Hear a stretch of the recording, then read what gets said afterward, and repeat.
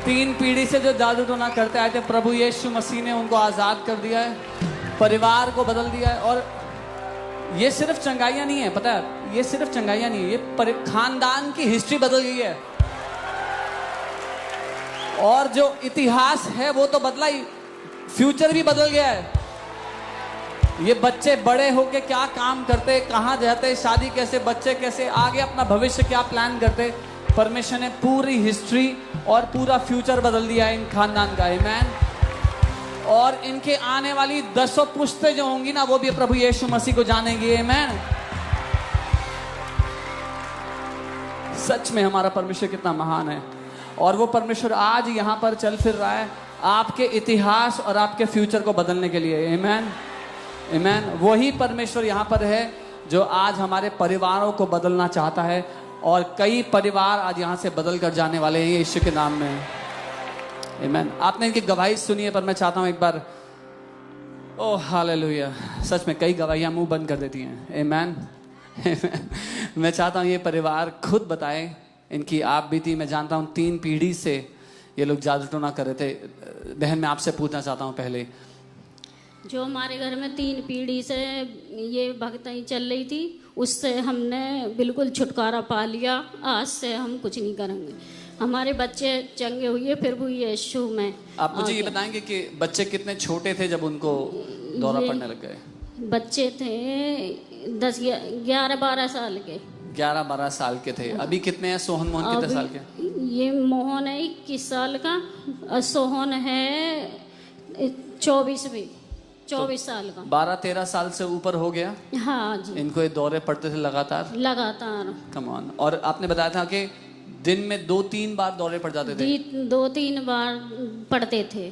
तो जिंदगी कैसे जी सकते थे 2-3 बार दिन में दौरे पड़ेंगे तो? रोते रहते थे। खाना बना धरा तो वो धरा ही है।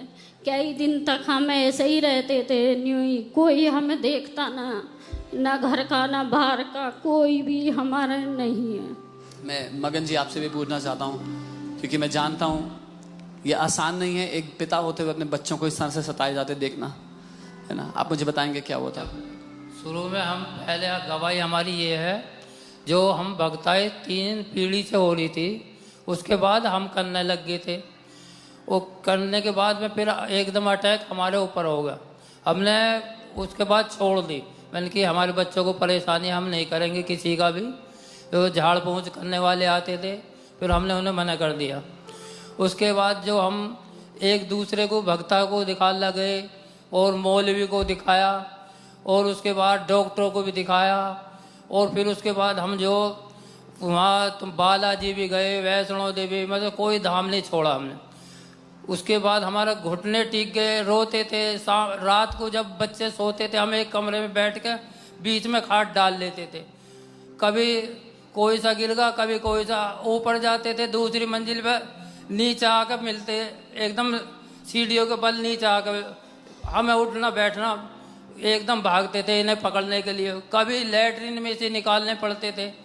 लेकिन उसके बाद में हमें कुछ दिन बाद में जो 24 साल के बाद में इन्हें जो हमें बीरपाल जी के पास में पता पड़ी, जो पोस्टमैन हमारे साथ आए, ये हापुड़ से आते हैं यहाँ पहुँचने के लिए। उसके बाद में जो हम बीरपाल जी के यहाँ, उन्होंने हमें बताई चर्च के माली जी। फिर हम उनके पास में जाने लगे। उन्होंने साइड में जाते थे, पहले दूसरी साइड। जनवरी में हम यहाँ आने लगे थे। मैं बताना चाहता हूँ, ये सुबह 6 बजे घर से निकलते हैं, यहाँ पर 11 बजे की सभा में पहुँचने के लिए। Come on. आमीन। सुबह 6 बजे निकलते हैं 11 बजे की सभा अटेंड करने के लिए, और प्रभु उनको प्रतिफल देता है जो उसको ढूंढने वाले लोग हैं। आमीन। कम ऑन जी। फिर क्या हुआ? फिर आप जब उसके बाद जनवरी में यहाँ आने लगे, हमें उसके प्रभु के वचनों के बारे में, और कैसे घोषणा करते हैं, प्रभु के कोड़े खाने से हम चंगे हो चुके, हमने यही बस घोषणा करनी शुरू करी। उसके बाद हमें ऐसा महसूस होने लगा कि ना तो कोई अंदर का जो डर है वो भी खत्म होने जा। फिर जो कहीं भी ये बच्चे अलग सोते हैं, अलग बैठे हैं, एक जगह खाना खाते हैं, और फिर मतलब प्रेम इतना बढ़ गया है कि एक जगह बैठ के खाना पीना सब कुछ करते हैं। पहले घर का माहौल कैसा रहता पहले बिल्कुल मन नहीं लगता था, भाई ये जी करने रोते रहते हर वक्त, ना घर में को बढ़ने को मन करता था, भाई ये जी करता था बस अब कोई नहीं है हमारा, घर के बाहर के सब ने साथ छोड़ दिया। भाई एक वीरपाल जी जो पोस्टमैन, उन्होंने हमारा साथ दिया जब यहाँ तक ले गए। बहन आप मुझे बताएंगे, आप कह रहे थे आपको बुरे विचार आते थे बच्चों को लेकर? हाँ, बच्चों के लिए मुझे आते थे कि मैं मर जाऊं, इन्हें ले चलूं, पहले इन्हें मार दूं, फिर मैं मर जाऊं, दोनों मियां बीवी हमारा जीवन अब कुछ जीवन नहीं। कोई उम्मीद नहीं थी? कोई उम्मीद नहीं थी। मैं बेटा आपसे भी पूछना चाहता हूँ, दोनों भाइयों को बचपन से ऐसा देखा था? यस, जब ऐसे परेशानी होती थी मुझे बहुत डर लगता था और मैं बहुत ज़्यादा कांपती थी और बस मैं बहुत चिल्लाती थी इन्हें देखकर, बहुत ज़्यादा। आप लोगों ने कभी सोचा था कि कुछ सुन के कोई भी घर का बाहर का ना, हम घर रहे ना ड्यूटी जा, मैं दोनों मियां बीवी, तीनों बच्चे घर पे रह गए। अब घर का माहौल कैसा होता है? अब बहुत अच्छा, अब तो और भी हमसे हंस के बोलते हैं और सब आते हैं। पूरी रीति से प्रभु के दास ने जो डर नहीं, वो बहने अब कहीं भी जा सकते हैं, कहीं भी जा सकते हैं, कहीं भी आ सकते हैं।